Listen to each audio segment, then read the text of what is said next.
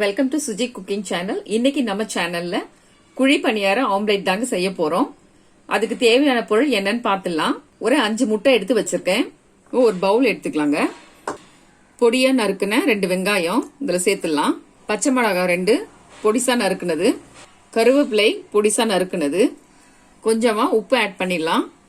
Chat masala, chilli flakes, pepper தூள், கொஞ்சமா மஞ்சள் தூள். இது நல்லா கலந்து விட்டுடலாங்க. இது கூடவே எடுத்து வச்சிருக்க முட்டை எல்லாம் உடைச்சு ஊத்திடலாம்.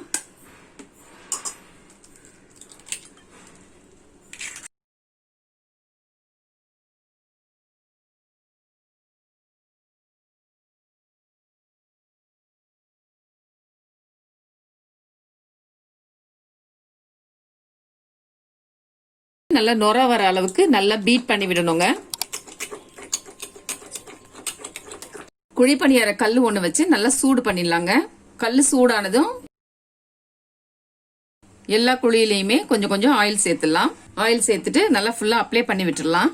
இதுல நம்ம மிக்ஸ் பண்ணியிருக்க இந்த முட்டையை எடுத்து ஒவ்வொரு குழியிலையும் கொஞ்சம் கொஞ்சமா ஊத்திடலாங்க. ஒரு 3/4 பாகம் அளவுக்கு ஊத்திடலாம்.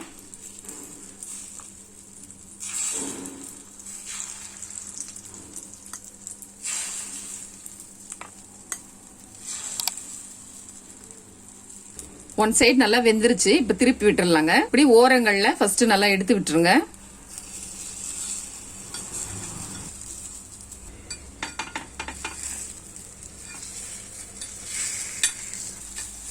இன்னும் கொஞ்ச நேரம் வேகட்டும். இப்போ 2 சைடும் நல்லா வெந்துருச்சுங்க. இதை எடுத்துடலாம் நம்ம.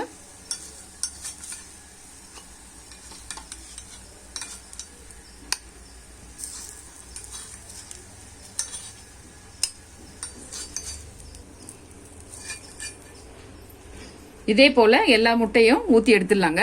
இந்த குழிப்பணியார ஆம்லெட் இப்ப நம்ம ரெடி பண்ணிட்டோம். ரொம்பவே சாஃப்டா இருக்கு பாருங்க. நார்மலா நம்ம போடுற ஆம்லெட்டை விட குழந்தைங்களுக்கு இந்த மாதிரி வித்தியாசமா நீங்க செஞ்சு கொடுத்தீங்கன்னாக்க நல்லா விரும்பி சாப்பிடுவாங்க. டேஸ்டும் இது கொஞ்சம் டிஃப்ரெண்டா இருக்கும். நீங்களும் உங்க வீட்டுல ட்ரை பண்ணி பார்த்துட்டு உங்களுடைய கமெண்ட்ஸ் எனக்கு சொல்லுங்க. மறக்காம என்னுடைய சேனலை சப்ஸ்கிரைப் பண்ணிடுங்க. Okay, bye friends.